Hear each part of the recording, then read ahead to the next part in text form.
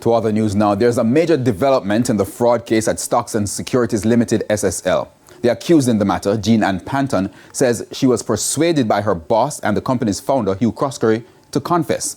Her lawyer filed new documents in the Supreme Court last week. Kalisha Williams has the details.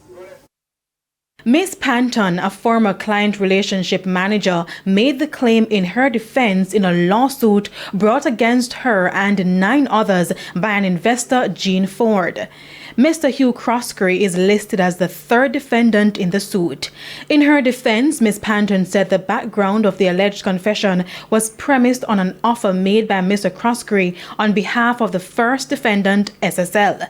In the document filed in the Supreme Court on May 25, Ms. Panton said the offer was an inducement and the statement would not have been made otherwise. She is challenging the claimant to strictly prove the validity of the alleged confession statement and allegations according to law.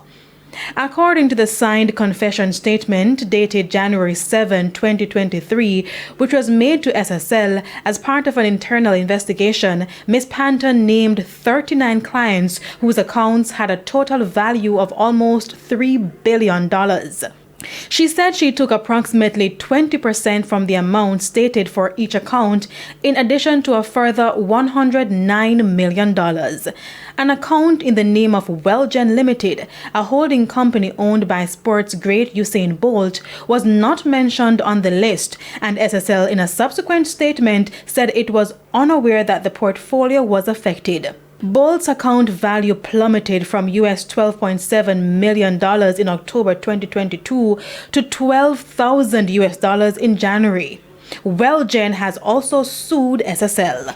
In her suit, Ms. Ford, who is 80 years old, is alleging she was defrauded $830,000. Both matters, which are being heard together, are scheduled to be mentioned in the Supreme Court on Wednesday. Kalisha Williams, TVJ News.